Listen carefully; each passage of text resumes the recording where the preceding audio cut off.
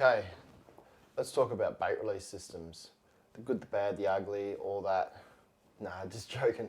Let's go through the basics. There seems to be a bit of confusion with new guys that are joining the drone scene about what to go with, like whether mechanical or electronic, this, that, the other. So what's the best brand? What's people's preference? All that sort of thing.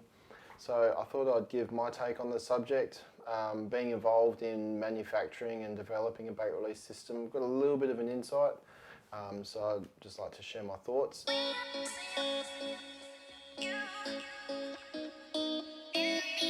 I guess the first thing to talk about is what is a bait release system? So it's basically a device that connects to the drone or is already on the drone if it's a drone specific for fishing, that you connect your rig to, that takes your bait out and releases it in the water. Pretty simple stuff.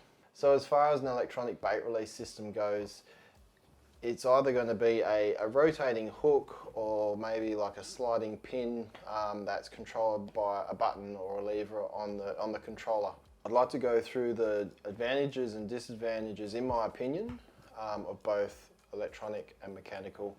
Before I go into that, let's just touch on what a mechanical bait release system is. So a mechanical bait release system is a system that utilizes force or tension. So you would connect your bait up and you would fly it out, and once you get to the place that you want to release your bait, you will apply force to your spool in the form of either putting your hand on the braid or line or whatever it is that you're using, which I wouldn't recommend, or closing the bail arm and continuing to fly at the same time. That speed of the drone is going to take up the slack that's in the line, and eventually it's going to create enough tension so that there's a quick disconnection and the bait releases. In my scenario, back when I first started this, I used magnets, and these were adjustable depending on how much tension you needed. These were, I don't want to go into like really what I've done, and I'll save that for another video. If I've done that video, by the time you see this, you'll see a link up in the corner. You're more than welcome to go and look at that, and I encourage you to go and look at that. But back to the topic at hand. I've taken some notes on my phone because I knew I would forget them as soon as I start recording. So let's look at electronic release, the advantages, and if you've got anything to add, by all means drop a comment down below and let me know what you think. If I've missed anything or if you seem to have a different opinion, by all means let's create a discussion and you know, everybody get involved is what I'm trying to say. Electronic release advantages: drop bait with pinpoint accuracy. So it goes without saying, with a mechanical release, by the time you get to the spot and you want to drop your bait and you close your bail arm and you keep flying, you've practically gone over it. So it's really hard to actually pinpoint exactly where you want to drop your bait. With electronic release, obviously you can get right on top of where it is that you want to drop your bait, whether that be the edge of the reef or a bommy or some structure or whatever. Right on top of that thing, hit the button and away she goes. Nice. The bait will not release prematurely. So what I mean by that is, with a mechanical release, whether you use a clamp, a magnet like I have, or you know, a set of ball bearings or something that pushes together and holds the bait in place. From time to time, as the line's going out, I've found in my case at least, that some of the line or the braid on the spool is actually gone under itself, or it's tighter in sections. And as you're flying out, that tension on the spool will cause a bit of a jolt, and it won't be coming off as smooth anymore, and that may cause the bait release to release prematurely. Don't have that problem with electronic release, given that if it's a moving servo, that thing's locked into place, so it should not let go under any circumstances. And even with a sliding hook or whatever it might be, you know, I wouldn't think that would give. Also, another point, no tension required, easier on the rod and reel. So yeah, as I was saying before, you need to apply tension in one way or another to a mechanical release. With the Doing that's going to put a little bit of pressure on your rod and reel. I mean, it's not the end of the day. If you hook up a big fish or you get snagged, you're going to put a lot of pressure on your rod and reel in any case, aren't you? So, but what I would say, and this come up in discussion with someone today, quite funny actually, obviously not for the guy involved because he nearly lost his rod and reel, but being electronic release, if that thing's engaged, you fly out super fast and for whatever reason there's a reel jam or I don't know, something goes wrong or something goes pear-shaped or whatever, that thing can literally take your rod and reel out of the rod holder and take it down the beach or drop it in the sand or in the water. Bit unfortunate. If you got your wits about you and you see what happens and you can fly your drone up in time and actually get your rod and reel out of the danger zone, fly your drone back and bring your rod and reel, happy days. But I'd actually maybe consider that a disadvantage. So that while I'm talking about disadvantage, let's move on. The disadvantages I've got here. If it's a third party add-on, it's another thing to charge. So you don't have that problem with mechanical release. You don't have that problem with a mechanical release. Electronic release, if it's not integrated in the drone from the manufacturer, you're going to have to find, it's just another thing to charge. It's another thing to go wrong. It's another battery to fail, It's just another thing that can go wrong. I know some electronic releases on the market, they require you to interrogate the wiring on the drone.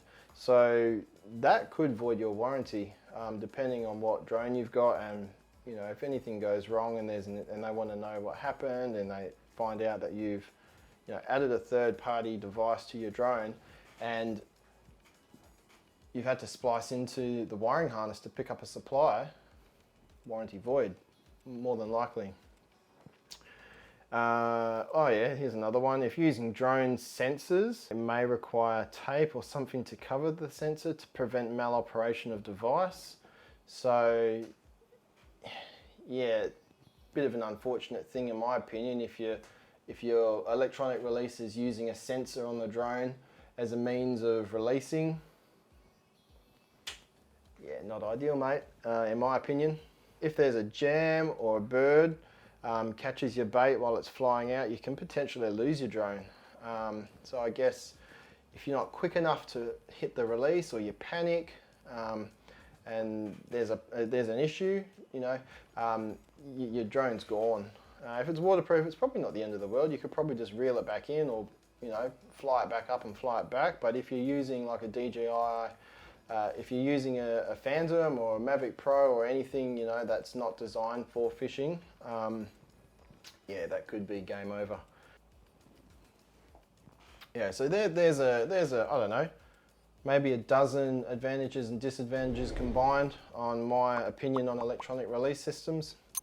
So I guess we should move on to mechanical release. So the advantages I've got here is pretty much, if you think about what I've just said, in my opinion, it's going to be the opposite in most scenarios, okay? So the advantage of having a mechanical release is if there's a jam or a bird attacks your bait and gets tangled up, it should release because of that setting or the applied pressure or the force or the tension or whatever you want to call it.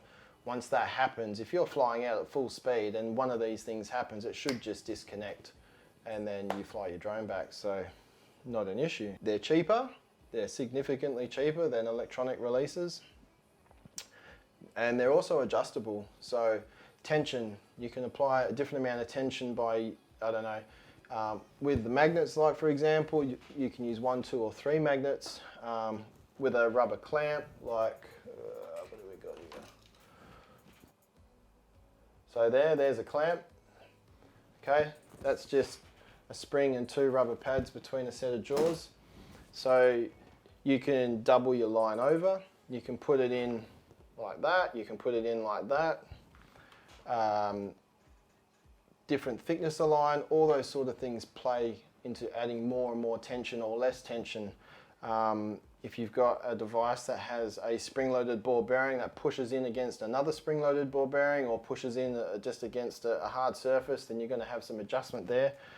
So you have a bit more wriggle room, I guess, is what I'm trying to say. And there's nothing to charge, obviously, because it doesn't have a battery. As far as disadvantages goes, as I mentioned earlier, it may release prematurely, which can be a little frustrating from times, especially if you just want to get your boat up, get out there real quick. If there's any harsh movements or scenarios where there's a bit of tension that's applied prematurely, it may release prematurely. If not adjusted correctly, or if not being used by manufacturer's specs, it may not release when required to. So this, I guess this could be an issue where, let's say you're flying into a headwind and your drone's not doing its full speed, it's doing half speed, and you get to your spot, or you get to, you know, let's say you got 300 meters on your spool and you're flying out at 2 to 250 and you want to release, and your drone's not going fast enough and you can't release, you got yourself a bit of a problem. I found this out and I was in front of a Channel 9 news reporter when I was doing this and nearly lost my drone, and yeah, that's a story for another day. Also, if not solidly connected to your drone chassis, it may break away and end up in the ocean. So, my bait release systems have clips that go over the legs and bolt in place, and they do not move. I know other manufacturers use rubber bands to secure their bracket in place. I mean, really? Rubber bands? You'd spend a couple $100 on something and it's held in place by rubber bands. I mean, I don't know, mate. That doesn't sit well with me. That seems like a real cheap sort of, you know, cop out to a highly engineered piece of, you know, a highly engineered product that's secured with rubber bands is piss poor in my opinion. But hey, that's just my opinion, you know. That's why I've gone with, like, you know, clips, lock in place, pair of bolts, locked in place forever. The drone will break before that will. Just saying. I've had people from the droning community tell me that they've got out and they've released and they brought their drone back and their bait release is gone because one of the rubber bands snapped off or perished, or I don't know. But look, really think about, look, what I'm trying to say is think about, what am I trying to say?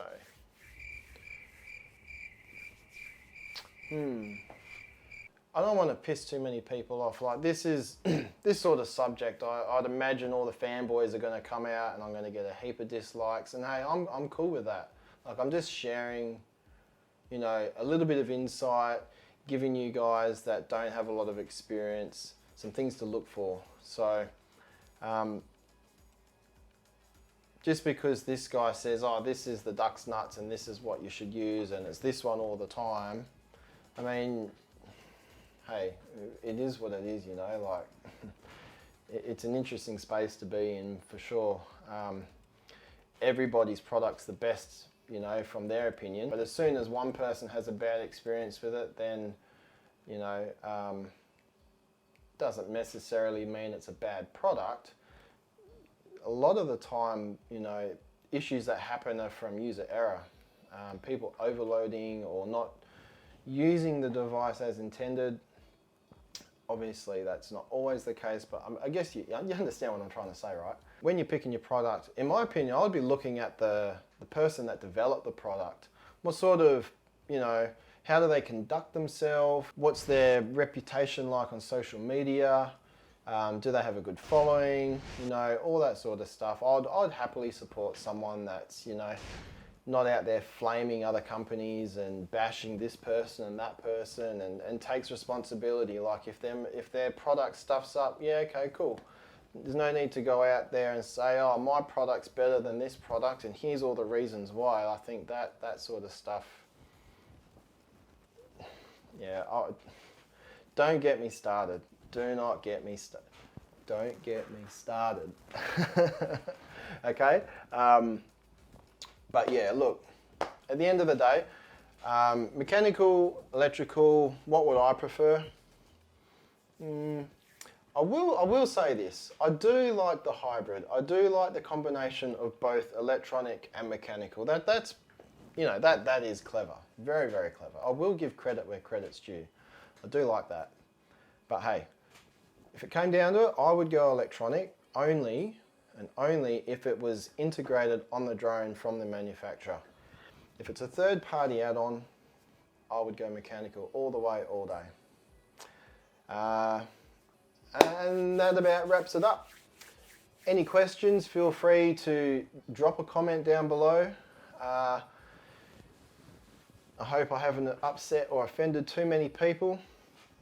I hope you've learnt something. Okay, so I think that about wraps it up.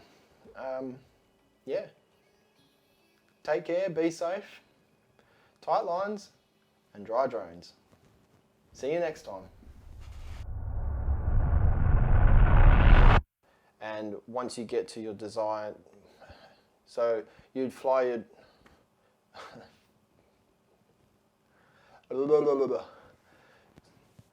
I guess the first thing to advantage is,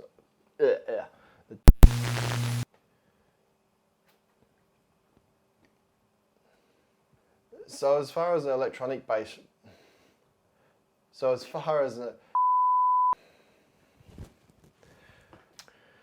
require you to interrogate man,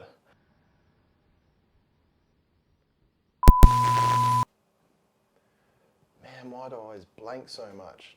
Damn. So as far as the electronic base release, I think that about wraps it up. Take care, be safe, tight lines and tight drone. Okay, so I think that about wraps it up.